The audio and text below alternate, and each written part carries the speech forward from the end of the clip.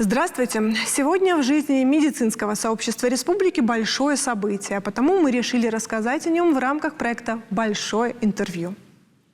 В последние выходные дни сентября на базе Северо-Остинской государственной медицинской академии при поддержке общероссийского общественного движения «Стройная Россия» стартовала 4-я междисциплинарная всероссийская с международным участием конференция «Управление возрастом и качеством жизни в современном мире. Реалии и возможности». Организаторами мероприятия выступили также Национальный медицинский исследовательский центр эндокринологии Минздрава России и Министерство здравоохранения Республики Северная Осетия-Алания. Событие приурочено к 85-летию Северо-Остинской госмедакадемии, столетию образования Республики Северная Осетия-Алания, 240-летию со дня основания Владикавказа и 250-летию вхождения Осетии в состав России. Тема конференции выбрана не случайно. Современное общество живет в условиях повышенного стресса и гиподинамии, одних из ключевых факторов развития эндокринологических заболеваний. Как сохранить здоровье и в целом о самой конференции и перспективах, которые она открывает, расскажут организаторы и участники этой конференции. Им и слово. Итак, у нас в студии Олег Валерьевич Ремезов, Евгения Викторовна Якушева, Татьяна Леонидовна Коронова, Фатима Хаджимуратовна Дзгоева, Владимир Владимирович Салухов и Гагик Радикович Галстян. Здравствуйте. Добрый. Итак, первый вопрос. А кого объединила на своей площадке эта конференция? Вот мне очень интересно, как отбирались участники, лекторы. Пожалуйста, вам слово. Ну вот, правильно вы сказали, 4-й раз проводится такая конференция. Она по существу приобрела национальный характер. И у нас участники не только россияне от Калининграда до Дальнего Востока, Владивостока, но и зарубежные страны, такие как Казахстан, Белоруссия и другие страны СНГ. И если в предыдущие годы количество их варьировало где-то от 130-150 человек до 300, то сейчас 480 участников, при том, что организаторы этой конференции остановили запись по QR-коду на этой цифре, потому что реально было желающих около 800 человек, специалистов разных направлений. Это не только эндокринологи, диетологи, диабетологи, но психиатры, гастроэнтерологи, кардиологи принять участие в этой конференции. А чем объясняется такой ажиотаж? Ажиотаж объясняется тем, что само название по себе подчеркивает значимость таких конференций. По существу мы знаем, что с возрастом мы приобретаем букет заболеваний. Вот как избежать этот набор, не только набор массы тела, но и других заболеваний, как сохранить работоспособность, как продлить жизнь, как улучшить качество жизни. Вот это круг вопросов, которые освещаются традиционно на этой конференции. Остановили потому, что, с одной стороны, хотелось, чтобы осталась эта камерность конференции. Это с одной стороны. С другой стороны, нам хочется на нашей площадке собрать, конечно, больше и больше жаждущих получить знания специалистов, потому что сегодня стало очевидным, что не может один доктор лечить одну, как говорит Евгения Викторовна, левую пятку. Я буду ответственная за правую пятку, она за левую. Потому что сегодня коморбидность, да, не просто пациент, а, к сожалению, после эпидемии ковида стало это слишком очевидным. Еще, конечно, из-за чего хотелось именно на Кавказе. Издавна Кавказ был традиционно, были старцы, долгожители. Но посмотрите, что сейчас творится. Посмотрите на эту молодежь, которая имеет избыточную массу тела. Какие из них вырастут взрослые. То количество ожирений, то количество больных диабетом, к сожалению, сегодня показывала член-корреспондент Центра эндокринологии, член-корреспондент РАН Екатерина Анатольевна Трошина показывала, что очень большое количество людей с ожирением на Кавказе. Понимаете, что это такое? Это значит, те люди, которые в перспективе будут иметь диабет и все сопутствующие заболевания. Куда денется легенда о долгожителях? Мы теряем долгожителей. Прикажет долго жить. Да, потому что меняется питание. Мы теряем традиционные свои подходы именно этой продуктовой корзине. Она меняется. А коль скоро она меняется, меняется, соответственно, и фенотип пациента. Гены мы не меняем. Мы просто берем и изменяем внешнесредовые условия. И, собственно, мы собрались для того, чтобы не просто решать, как ликвидировать последствия, а проводить профилактику. И то, о чем мы сегодня говорили, да, нужно помогать тяжелым, коморбидным пациентам, но не надо доводить до коморбидности. Надо стараться, чтобы мы предупредили и профилактировали очень большое количество тех самых хронических заболеваний. А вот среди версий, почему был выбран Кавказ, и в частности Владикавказ, у меня была то, что мы эндемичная по дефициту йода зона. Мы по дефициту йода эндемичная зона, мы эндемичная зона по дефициту витамина D. Угу. Да, и, к сожалению, мы имеем эпидемию ожирения. Понимаете, вот это сочетание неблагоприятных факторов приведет нашу популяцию к большим проблемам, если мы ничего не будем делать. Что сегодня удалось обсудить, решить вот в первый день конференции? Ну, если позволите, да, возьму, наверное, слово после Фатимы Хаджимуратовны. И раз уж речь пошла о дефицитных состояниях, о дефиците йода и дефиците витамина D, да, наверное, остановимся на последнем, потому что сегодня действительно во многих сессиях звучал этот нутриент как такая вот важная составляющая профилактики и комплексного лечения тех или иных метаболических нарушений. И, наверное, скажу, ну вот несмотря на то, что мы находимся на Кавказе, в солнечной, да, республике, где, казалось бы, да, у жителей не должно быть никакого дефицита витамина D, но результаты исследований показывают абсолютно обратное. Фактически дефицит витамина D, ну и в республике Северная Осетия, Алания сопоставим с Санкт-Петербургом, который находится довольно-таки более севернее. Поэтому на сегодня есть ряд причин, и мы понимаем, что это проблема, которая, ну вот, должна быть, наверное, ликвидирована, или мы, во всяком случае, должны направить все усилия на профилактику и лечение вот недостаточности дефицита витамина D, и в том числе в южных регионах. А вы можете озвучить этот ряд причин? Ряд причин, связанных с дефицитом витамина D, но априори наша страна является северной страной. Это констатация факта, и большинство регионов находится выше северного градуса северной широты. В связи с этим это уже географическое расположение. Второй, наверное, немаловажный фактор, почему мы относимся к стране уже априори предрасположенной к недостаточности и дефициту витамина D, то, что в нашей стране не популяризировано молочная продукция, а также соки, обогащенные витамином D. Что мы наблюдаем, предположим, в европейских странах. И это вот проблема йод-дефицита, которая решается и на сегодняшний день, ну, приобретает успешное такое вот решение.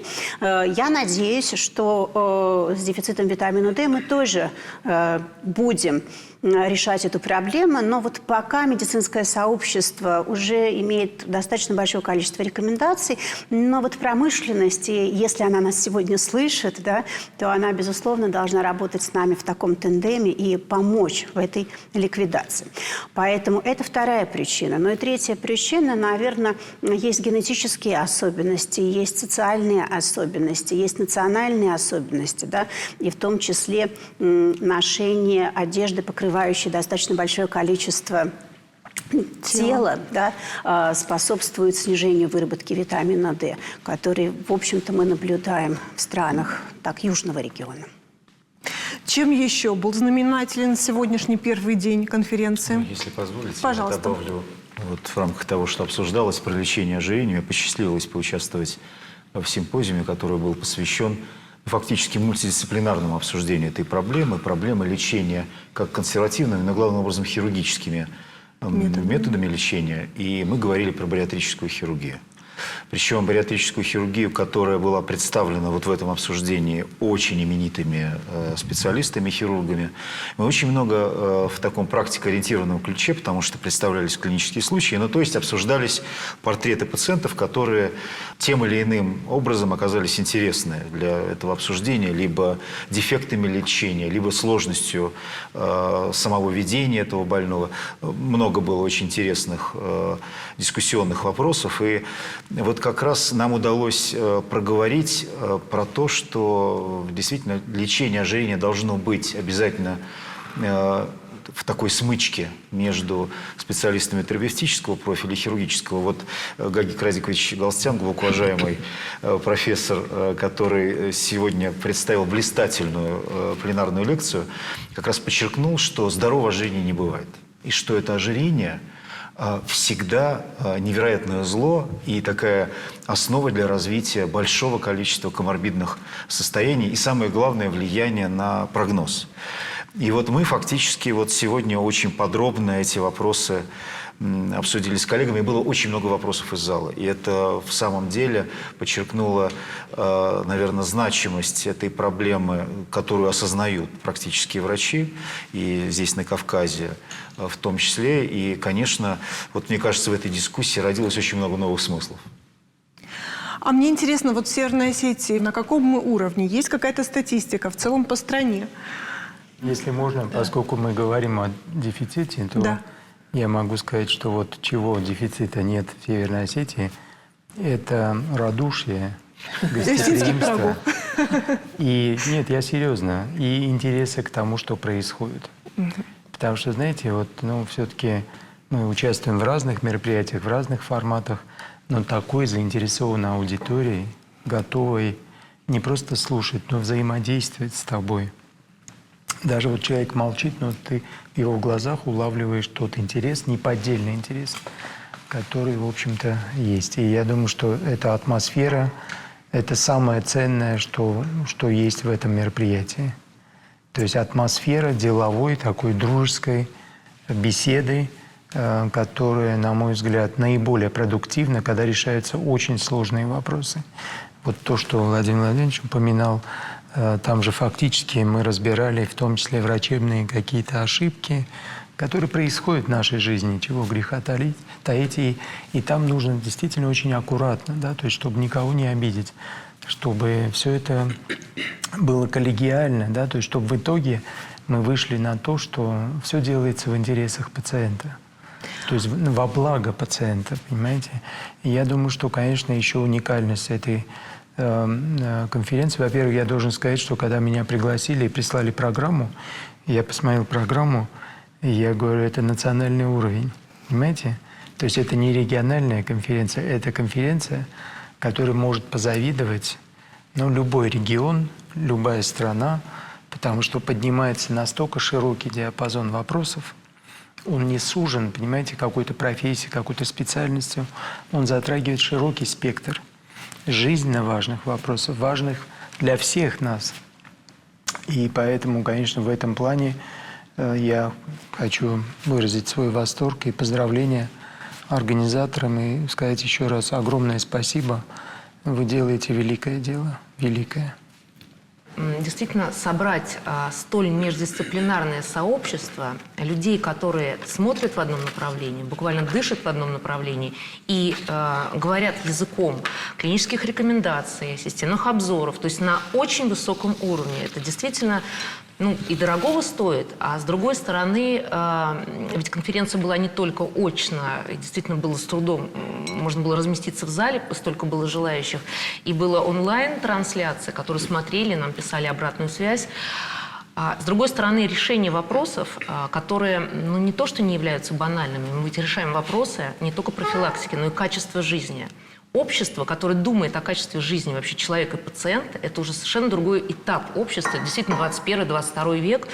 И мне на самом деле радостно присутствовать и участвовать в таких мероприятиях. Это достаточно сложно, трудоемко, и, безусловно, все лектора с большим, собственно говоря, с большим рвением готовились и с удовольствием участвуют и слушают своих коллег, что наблюдается далеко не на всех конференциях.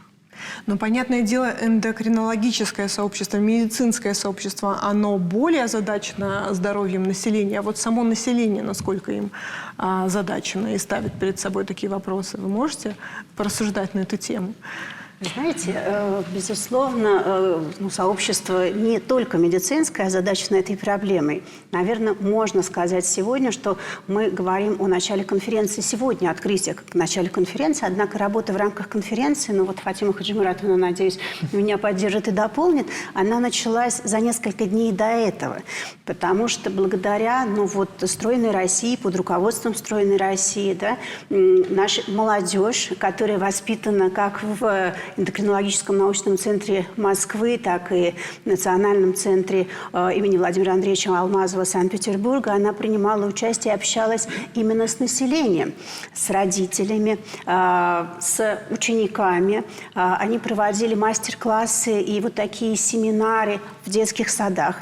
Поэтому говоря и вовлекая, да, вот это население от мала до велика, как говорится, да, в проблему вот этого управления, я бы сказала, возрастом и управлением метаболическими нарушениями. А где взять время современному человеку остановиться вот в этой суете, в этом постоянном стрессе, задуматься о собственном здоровье? Просто физически может не хватить. Тут вопрос делегирования. И то, для чего мы, начиная с детского сада и заканчивая домом престарелых, для чего мы проводим эти беседы, потому что каждый пациент, каждый человек, для нас это пациент, да, каждый человек должен принять ответственность за собственное здоровье. Врач может прописать рецепт, но врач не сможет отправиться в фитнес за пациента. Не надо фитнес. Вот пойдите по тереку погуляйте. Ну, не надо, возьмите вы там свою подругу, обсудите какие-то вопросы. Надо делать то, что приносит удовольствие, но делать регулярно.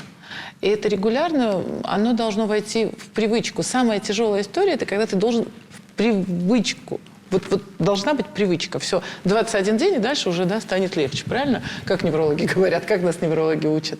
И тогда станет лучше. А потом, ведь, понимаете, если мы даже вернемся к нашим традициям, к нашим с вами традициям, что говорят за Остинским столом, когда собираются? Что старшие должны подавать пример младшим. Когда старшие говорят «не ешь», а сам при этом он ест там, и не двигается, и вообще младшие не видят, да, примера, ну, о каком здоровом образе жизни мы можем говорить для нашей молодежи? И очень хорошо, что, вот, как правильно сказала Татьяна Леонидовна, что именно наша молодежь приехала, и она рассказывает этим мамам, а они, по сути, тоже будущие мамы скоро будут, да, как мы можем совместно профилактировать, опять же, да, эти проблемы. Поэтому надо подавать пример.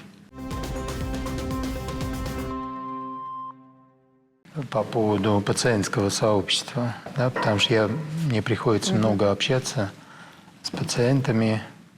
И, собственно говоря, люди, которые уже имеют заболевание, но они очень хотят знать о своем заболевании. Но не всегда они получают достоверную информацию, то есть ту информацию, которая им нужна.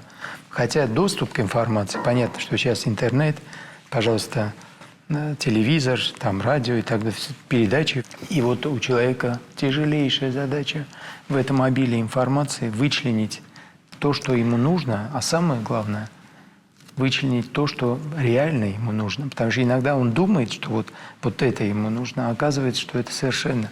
Вот для него это вредоносно, потому что эта информация произносится безответственными людьми.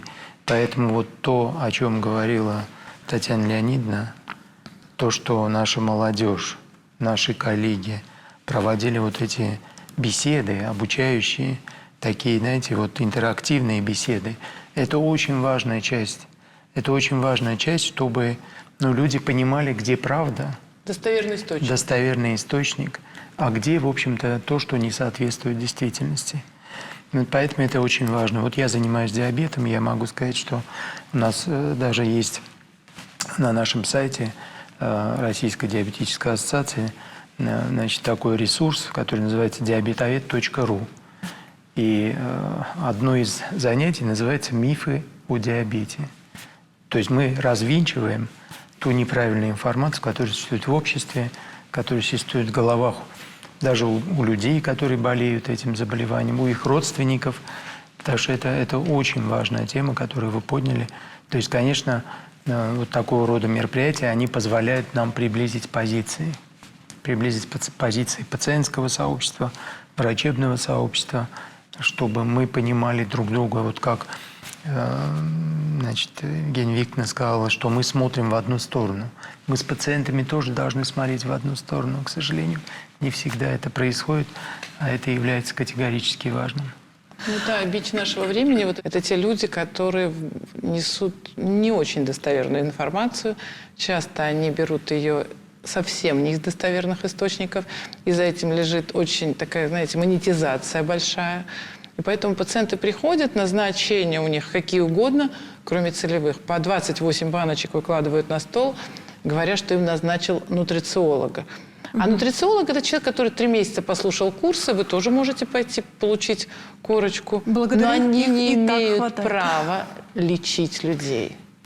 Категорически, потому что они могут только рассказывать, да, вот профилактику проводить. К сожалению, сейчас общество сталкивается с проблемой, врачи сталкиваются даже не с самоназначением, а вот эти инфо-цыгане по интернету, какие-то фантомы существуют.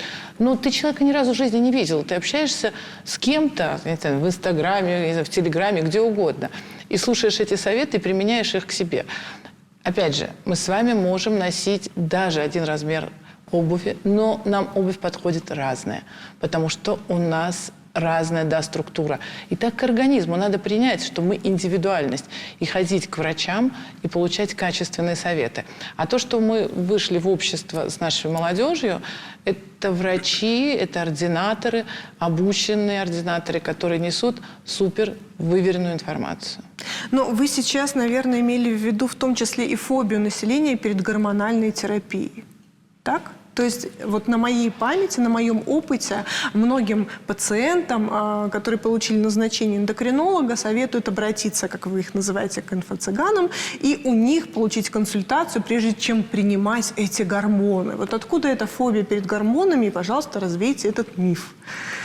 Ну, в том числе, конечно, есть же фобия перед инсулином, да, то есть Конечно, Ну, есть различные фобичные, Тироксина, наверное, состояния да. на сегодняшний день. И не только о гормонах. Может быть, это на слуху просто гормоны, да? Да. Но среди специалистов, сегодня здесь собрались эксперты, да? Эксперты в области эндокринологии. И здесь, понимаете, вы говорите, произносите гормоны, а каждый из нас начинает думать, о каком гормоне идет речь. Да? Тем более сейчас еще и новые появляются. Безусловно, понимаете, иногда бывает, приходят пациенты к эндокринологу, считается, может быть, коллеги меня поправят, очень часто к нам приходят пациенты, отправленные другими специалистами, которые не разобрались в той или иной конкретной ситуации. Да? И считается, что эндокринолог – это тот человек, который уже вот априори, если не вы, это Бог. Да? То есть, если эндокринолог не разобрался, то все как бы к другим специалистам уже и нечего ходить. Но часто пациенты приходят самотеком и говорят, я хочу обследовать свою эндокринную систему. Да? Или говорят, назначьте мне обследование на гормоны. Но я, в свою очередь, очень часто спрашиваю, на какую сумму вы хотите обследовать свои гормоны и гормональную систему. Что касается заместительной терапии, гормональной терапии, да, то ее можно разложить, знаете, по полочкам, потому что это будет различная когорта пациентов. Идет ли речь о менопаузальной гормональной терапии, это одна история. Да? Безусловно, наверное, страхи есть, риски есть, но есть специалисты, которые вот, должны развеять этот миф о опасности, да, которая влечет за собой назначение гормональной терапии, и назначить их по показаниям, и это работа с пациентом. Если речь идет о заместительной терапии тиреоидными гормонами, это другая история. Если идет речь о заместительной терапии при надпочечниковой недостаточности, это третья терапия. И здесь мы понимаем, что это индивидуальная работа с пациентом. Эта информация недоступна в инфосети, да, то есть это информация, которая, и направлена на то, чтобы ее получать у специалистов. Ну, речь идет также и об этом глубинном общем страхе перед всеми гормонами. Мы лучше выпьем, съедим вот эти БАДы, эти добавки, что там бывает у нутрициологов, но ни в коем случае не подсядем на ваш гормон. Вот откуда эта такая упертая позиция и как можно на это повлиять? И нужно ли? Вы знаете, я думаю, что эта позиция, она исходит, может быть, из того, что в принципе в обществе доверие друг к другу, оно немножечко ограничено. Вот, то есть я бы хотел призвать вашу аудиторию, да, доверяйте вашим врачам. Это же врачи, это люди, которые желают вам добра. В основной своей массе. Конечно, бывают исключения, есть любое правило, но на самом деле вот та информация, которая касается вашего здоровья, здоровья человека, наиболее достоверная информация будет исходить от врача, именно от врача, а не из интернета, не от соседа, не от каких-то других людей, которые, в общем-то, что-то сказали. Пусть ты этого человека любишь, уважаешь, но он все-таки не специалист, понимаете? Поэтому, конечно, нам нужно прежде всего восстановить вот этот уровень доверительных отношений между пациентом и врачом. Это чрезвычайно важно. Вы знаете, на нашей конференции секция была Это был очень известный психолог, которая проводила беседу, как научить выстроить эти отношения. Конечно, за одну лекцию ничего не получится, но хотя бы какие-то основные векторы, которые надо развивать. Ведь это взаимодействие, да? И опять же, если мы посмотрим, то мы можем по-разному строить эти отношения, но по сути мы убедить должны пациента. Как это получится? Вот в этом и есть искусство врача. И тот же сказал, Георгий Геннадьевич очень деликатно сказал про снижение доверия, да, друг к другу. Да. А на самом деле, если мы посмотрим действительно общую такую ситуацию, то кем был раньше доктор? Вот помните, даже при царской России допускали только врачей в определенные там, приемы.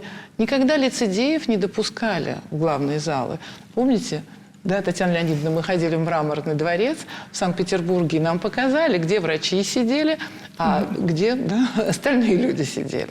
Поэтому вот такое нивелирование уважения, да, к врачебной специальности. А если, как опять же Георгий Радикович говорит, понимаете, вот я не знаю, когда вы решили стать в этой области специалистом, но врач, как только понимает, что он хочет стать врачом, на этом его жизнь заканчивается.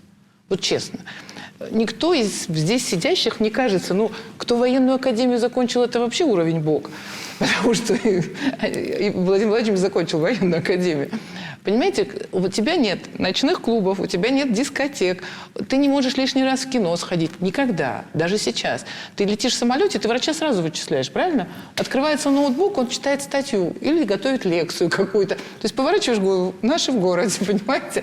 Врач вечно учится. И это бесконечный процесс. То, что сказал Георгий Радикович, вот правда, врач – это та специальность, которая не дает тебе расслабиться. Евгения Викторовна, вы же говорите, что мы не будем страдать Альцгеймером из-за этого, да? Но на самом деле, вы знаете, о чем подумала? Очень большое богатство наше с вами в том, что мы находимся в сообществе врачей, которые каждый день учатся. На самом деле, и, к сожалению, действительно не все врачи идут по этому пути. По многим причинам, мотивируя и объясняя себе разные вещи. Но вот каждый день повышать уровень образования, вот еще раз возвращаясь к конференции, ведь мы не можем знать очень многие вещи в разных специальностях. В сжатый период времени мы можем действительно получить эту информацию и дальше использовать эту информацию, и в итоге действительно больше помогать и лучше помогать пациенту. А в первую очередь, конечно, любая умственная активность и социальная активность, она всегда будет здорово и положительно влиять на наши нейрональные сети и, конечно, предотвращать либо отодвигать период, когда, к сожалению, мы будем обузой для наших родственников. И надеюсь, не будем. Да, я тоже. Я в этом смысле хотел бы добавить еще один момент. Вот, наверное, это тот посыл, который следует обратить как раз к пациентам, которые боятся, допустим, назначения каких-нибудь особых групп препаратов.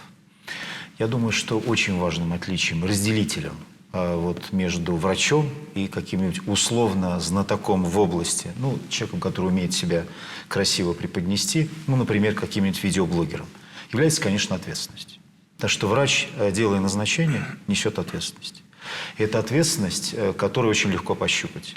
Это запись, это подпись, это рекомендации, которые четко сформулированы. Блогер не отвечает ни за что.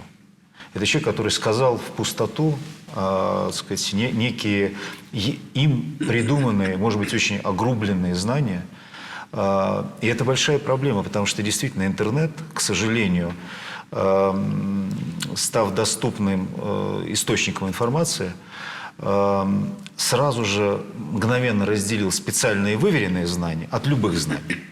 И человеку, который является пациентом и для себя определяет, на что опереться, очень сложно понять, а где это правильно, с чем согласно медицинское сообщество, а где это глупость или благоглупость, которую придумал некий видеоблогер в каком-то, тумане. И вот как раз врачи, которые, я абсолютно уверен, что все, кто сегодня присутствовал на конференции, явно относятся к тому спектру врачей, которые, во-первых, постоянно учатся, всему этому хотят научиться, а потом применять. И с этой секунды это и есть источник информации для пациента, потому что ему и обосновывать эту гормональную терапию. Просто делать это нужно, ну вот абсолютно персонализированно. Вот для этого человека. Вот потому и потому. А дальше подпись. А подпись – это ответственность. И вот в этом смысле мне кажется, что пациенту, я еще раз вот солидаризируюсь, наверное, с Гагиком Радиковичем, надо просто доверять своему врачу. Именно потому, что он уже предложил то, за что готов поручиться. Да? И вот это такое партнерское соглашение в этот момент, где пациент должен начать исполнять и исполнять ответственно, а врач должен контролировать это, ну и в конечном счете что-то корректировать, подправлять, понимая, куда движется больной. Поэтому я думаю, вот в этом смысле действительно пациенту просто надо вернуться вот к этому пониманию, что есть человек со специальными знаниями, с хорошей подготовкой, который ходит на правильные конференции с правильными экспертами, ну и в этом есть какая-то гарантия результата и конечного эффекта. Но ведь пациент может попасть не сразу к тому самому доктору, о котором вы сейчас говорили. Да? Вы сами озвучили то, что бывает некая погрешность, как и в любой другой профессии. Да? Вот на какие ему ориентиры полагаться этому пациенту, чтобы выбрать. И, кстати, по республике у нас, Олег Валерьевич, есть дефицит эндокринологов? Наблюдается? Ну, нет, республика укомплектована эндокринологами. Вот продолжение той темы, которая, в общем-то, основная у нас, это лечение ожирения. Действительно, сейчас у специалистов, экспертов, врачей есть определенная линейка. Это, с одной стороны, модификация пищевого поведения, мы знаем, активный образ жизни, фармакологическая поддержка очень сейчас эффективна. И, в конце концов, и бариатрическая хирургия. Поэтому еще так много специалистов собирает вот такие конференции, поскольку действительно тот или иной метод лечения, тот или иной подход зависит от пациента, от его индивидуальности, и очень важно ему предложить то, что будет эффективно для пациента, и, конечно, избежать ошибок, неблагоприятных последствий. Очень интенсивно вот мы занимаемся бариатрической хирургией, потому что мы знаем, насколько это эффективна процедура. И с другой стороны, если подойти некомпетентно к этому, какие могут быть, ну, не совсем всегда хорошие результаты и последствия. Вы знаете, вот отвечая, может быть, на ваш вопрос, где найти доктора, да, своего, может быть, доктора. Мы понимаем, что не всегда это оказывается сразу и быстро, да? Но я считаю, что вот Республика Северная Осетия, Алании, в общем-то, не только укомплектована эндокринологами, а укомплектована хорошими эндокринологами, да? С одной стороны, вот на этой земле, конечно, это степ-бай-степ, да? И если не сложился контакт, а это бывает, да, ты приходишь и говоришь, это не мой человек. Поэтому, конечно, существует второе мнение, третье мнение. Но на сегодня у докторов, эндокринологов Северной Осетии нет никаких проблем, если это неясная, сложная ситуация, связаться с экспертными центрами, да, которые находятся в Москве, находятся в Санкт-Петербурге. Я могу сказать, что в центре Алмазова мы довольно-таки часто встречаемся с пациентами для диагностического поиска, проведения высокотехнологичных методов обследования и лечения. Да. Часть пациентов от нас уезжает в Москву, либо из Москвы отправляются в Санкт-Петербург, которые дополняют друг друга.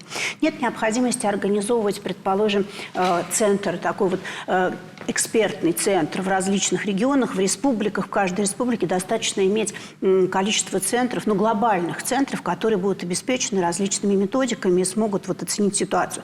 Сегодня чрезвычайно развита телемедицина. Да?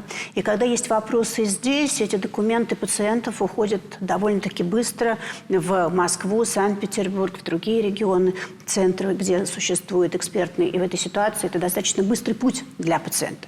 Но есть пациенты, которые говорят, нет, я не верю этой медицине, да? Я покупаю билет и лечу в Европу, потому что только медицина той страны, которую я хочу, отвечает моим требованиям. Ну, и здесь сложно, наверное, обижаться на пациента. И здесь он ищет своего доктора там. Хотя на одной из конференций я имела возможность общаться с коллегами из Германии, которые меня спросили на одной из конференций, почему ваши пациенты едут оперироваться к нам? У вас такие высококлассные хирурги. Поэтому у нас, давайте вот говорить о том, что у нас такие высококлассные специалисты, в общем-то, наверное, в любой области медицины. Я не говорю о других областях, да, наших. Но мы, в общем-то, их растим из молодежи своей. Говорим, что сегодня у нас молодые высококлассные специалисты. Чем интересно вот это мероприятие и вообще эти конференции, то, что организаторы конференции оказывают большую спонсорскую помощь, чтобы молодежь могла приехать, поучаствовать в работе. Не просто послушать, именно поучаствовать. То есть активно они занимаются предшествующие дни, идут в школы, в детские садики, общаются. Но вот именно позиция была организаторов максимально привлечь молодежь, то есть будущее поколение, будущих врачей, эндокринологов, обеситологов и так далее. И я благодарен Фатиме Хаджимуратовне, то, что она заметила и вот настояла на этом тренде и нашла финансовую поддержку для наших молодых врачей, особенно из других регионов, потому что, ладно, ну, могут студенты, обучающиеся с АГМА прийти, а как же быть тем, кто, условно говоря, в Екатеринбурге, там живет, как доехать, как расположиться, проживание. Вот организаторы конференции это берут полностью на себя и решают эти вопросы, в том числе финансового характера. Расскажите, пожалуйста, из каких регионов конкретно к вам приехали молодые специалисты? У нас много регионов. Страна большая. Начиная с Хабаровска, Оренбурга, Пенза, Пермь. Очень много регионов. Правда, у нас приехало порядка 120 человек, которые просто приехали на конференцию нам послушать. Конечно, мы не можем всем спонсорскую помощь оказать. Мы оказывали только те, которые в рамках взаимодействия со «Стройной Россией», потому что у нас был проект этот. И тем не менее, все больше и больше людей, которые приезжают с разных регионов. Поэтому мы остановили, да, то количество слушателей уже, во-первых, все из КФО. Весь Северо-Кавказский регион, все практически ведущие эндокринологи из КФО были у нас, все ведущие гастроэнтерологи были у нас, потому что самый большой эндокринный орган – это желудочно-кишечный тракт. А можем ли мы говорить о таком новом виде туризма, медицинском, возможно? На самом деле ничего препятствующего нет. Мы можем создать такую прекрасную площадку, научную площадку во Владикавказе. У нас все есть, все в наших руках. У нас есть люди, у нас есть природа, у нас есть радушие, как сказал Гагик Радикович. Я не вижу препятствий, честно. Абсолютно нет никаких препятствий. И исторически сегодня была прекрасная лекция. Олег Валерьевич рассказал, откуда эти корни идут научные. У нас первая женская гимназия. У нас очень много интересных людей выросли на этой земле. Очень именитых людей. Я не буду сейчас повторяться про Вахтангова, про Булгакова. Но есть люди, которые сделали имя не только в Владикавказе. И да, продолжают делать. Да, и продолжают делать. Поэтому я думаю, что у нас все в наших руках, и надо медицину в нашем регионе поднимать, вот в лице молодежи прям. У нас очень много хороших ребят учатся в Центре эндокринологии, замечательные ребята, которые приезжают сюда, и вот даже вы по лицам мы сегодня видели, сколько, ну, 2/3, наверное, аудитории были молодые ребята. Я так понимаю, что 4-я конференция, но далеко не последняя, да? Что в планах? 5-я. Здесь же? Конечно. И на что вы рассчитываете в итоге вот этой своей активной, сложной работы? Многолетний. Создать научный центр, да, такой центр, который объединять будет все из КФО и, да, и привлекать крупнейших экспертов нашей большой страны. Надо гордиться своей страной. И у нас есть люди, которыми мы можем гордиться и показывать не только, я прошу прощения, пироги, да, мы можем гордиться людьми, и мы должны это делать. Я думаю, что вскоре у нас, наверное, подрастет та самая молодежь, которая будет сменой, да, очень большого уровня, да, большого количества известных врачей. И также я бы хотела вас поблагодарить не только за интересную беседу, но и за то, что вы так страстно относитесь к своей работе и заботитесь в конечном итоге о нашем здоровье, здоровье нации. Спасибо. И вам спасибо. Спасибо. Ну а мы желаем вам здоровья и всего доброго.